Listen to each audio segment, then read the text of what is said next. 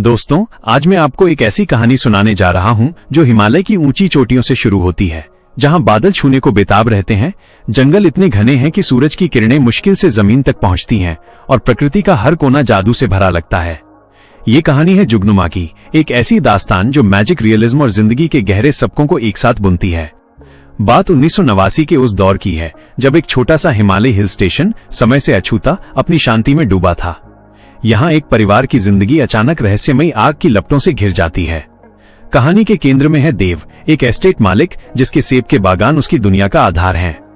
लेकिन ये कहानी सिर्फ बागानों की नहीं, बल्कि प्रकृति, परिवार और खुद के अंदर की आग से जूझने की है। मनोज बाजपेयी का किरदार देव इतना जादुई है कि लगता है वो स्क्रीन से बाहर आकर हमें अपनी कहानी सुना रहा हो। तो चलिए इस कहानी को शुरू से अंत तक सुनते हैं, जैसे कोई पुरानी किताब के पन्ने पलट रहे हों, सिर्फ प्रवाह में, जहां हर शब्द एक जुगनू की तरह चमकता है। हिमालय की गोद में बसा ये छोटा सा हिल स्टेशन ऐसा है जहां हवा में सेब की महक घुली रहती है। सुबह कोहरा इतना घना होता है कि दूर की चोटियां भी धुंध में खो जाती हैं। साल 1989 का वो समय है जब दुनिया तेजी से बदल रही थी, लेकिन ये जगह अपनी शांति में खोई थी। यहाँ एक पुराना ब्रिटिश काल का बंगला है जहां देव रहता है। वो एक एस्टेट मालिक है जिसके पास बड़े बड़े सेब के बागान हैं। इन बागानों की देखभाल ही उसकी जिंदगी का मकसद है। देव का व्यक्तित्व अनोखा है। वो लोकल लोगों से हिंदी में बात करता है, लेकिन अपने परिवार से अंग्रेजी में, जैसे उसके अंदर औपनिवेशिक दौर की कोई छाप अभी भी बाकी हो। उसकी जिंदगी बाहर से शांत और सुंदर लगती है। सुबह उठकर वो चाय पीता है, परिवार के साथ नाश्ता करता है और फिर अपने बागानों की सैर पर निकलता है। लेकिन देव का एक शौक है जो उसे बाकियों से अलग करता है। वो अपने लिए कृत्रिम पंख बनाता है, जैसे कोई मिथकीय पक्षी इंसान, और पहाड़ की चोटी से उड़ान भरता है। ये उड़ानें उसके लिए आजादी का प्रतीक हैं, लेकिन साथ ही खतरे की भी। जैसे इकारस की कहानी में सूरज की गर्मी पंखों को जला देती थी, वैसे ही देव की उड़ानें उसे हर बार जमीन पर लौटने को मजबूर करती हैं। देव का परिवार उसका सहारा है। उसकी पत्नी नंदिनी, प्रियंका बोस का किरदार, एक शांत और संगीतमय आत्मा है। वो गाने गाती है जो पहाड़ों में गूंजते हैं और घर को प्यार से जोड़े रखती है। नंदिनी का प्यार गहरा है, लेकिन उसके अंदर भी एक अधूरी इच्छा छिपी है जो वो कभी जाहिर नहीं करती। उनकी बेटी वाण्या हीरल सिद्धू द्वारा निभाई गई एक किशोरी है जो सपनों और हकीकत के बीच झूल रही है। वाण्या को जंगल की रहस्यमयी दुनिया आकर्षित करती है और वो अपने पिता की उड़ानों को देखकर हैरान होती है। छोटा बेटा जूजू, अवान पुकोट का किरदार, परिवार की मासूमियत है। उसकी हंसी और चुलबुले सवाल घर को जीवंत रखते हैं। फिर है मोहन, दीपक डोबरियाल का किरदार, जो एस्टेट का मैनेजर है।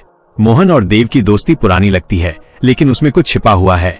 तिलोत्तमा शोम का एक छोटा सा रोल भी है जो कहानी को लोकल लोगों और उनकी संस्कृति से जोड़ता है। ये परिवार बाहर से एकदम परफेक्ट लगता है, लेकिन अंदर से छोटी छोटी दरारें उभर रही हैं जो जल्दी ही बड़ी होने वाली हैं। कहानी तब रफ्तार पकड़ती है जब एक दिन देव के सेब के बागानों में रहस्यमयी आग लग जाती है।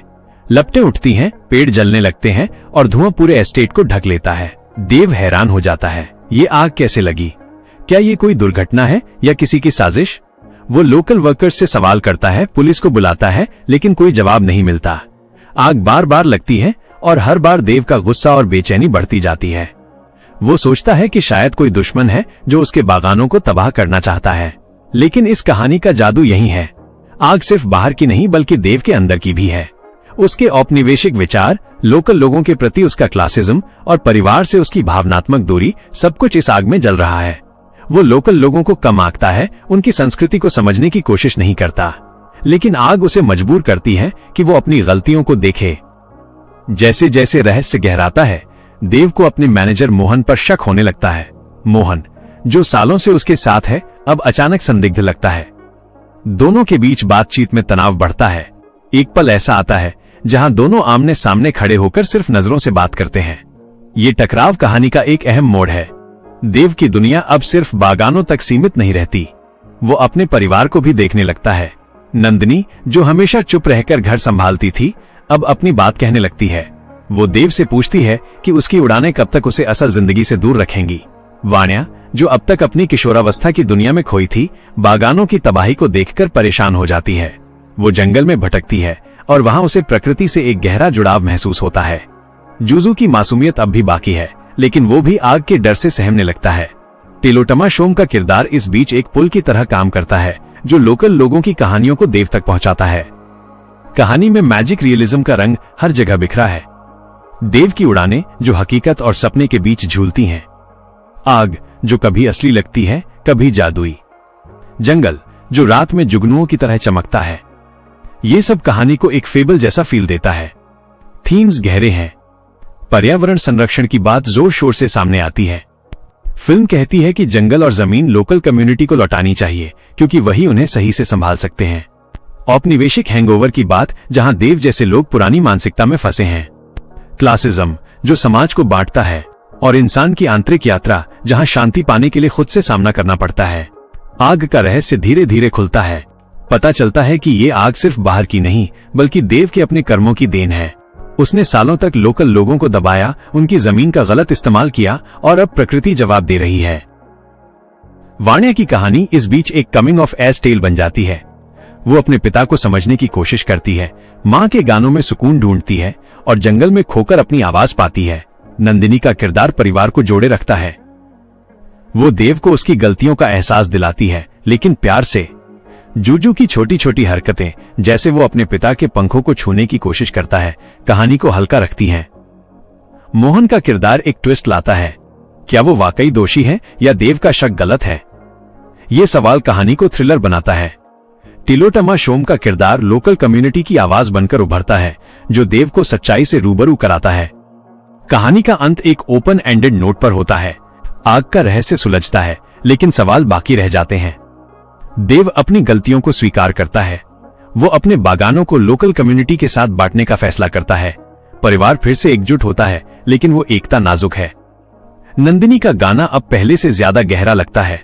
वाण्या अपनी जगह ढूंढ लेती है, और जूजू की हंसी फिर से गूंजने लगती है।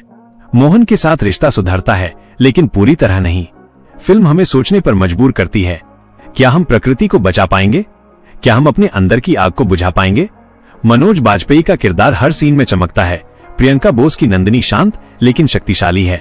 हीरल सिद्धू की वाण्या कहानी का दिल है, और दीपक डोबरियाल का मोहन तनाव का स्रोत। जुगनुमा एक ऐसी कहानी है जो हिमालय की ठंडी हवाओं में बसी है और हमारे दिलों को छूती है। इस कहानी को और गहराई से महसूस करते हैं। हिमालय की वो सुबह है जहां कोहरा पेड़ों को ढक लेता है। देव की उड़ानें जो उसे आसमान छूने का एहसास देती हैं। बागानों की हरियाली जो आग की लपटों में खो जाती है। नंदिनी के गाने जो पहाड़ों की चुप्पी को तोड़ते हैं। वाण्या की जिज्ञासा जो जंगल के रहस्यों को खोलती है। जूजू की मासूमियत जो परिवार को जोड़े रखती है। मोहन की वफादारी जो शक की आग में जलती है। लोकल लोगों की जिंदगी जो देव की दुनिया से अलग लेकिन जुड़ी हुई है। मैजिक रियलिज्म जो जुगनुओं की तरह रात में चमकता है। पर्यावरण का मैसेज जो हमें चेतावनी देता है। देव का सफर जो एक उड़ान से शुरू होकर जमीन पर उतरता है। ट्विस्ट्स जो दिल को छू जाते हैं। अंत जो हमें सवालों के साथ छोड़ देता है। ये कहानी हमें सिखाती है कि जिंदगी में जादू है, लेकिन वो प्रकृति में है, हमारे अंदर है। देव जैसे किरदार हमें आईना दिखाते हैं।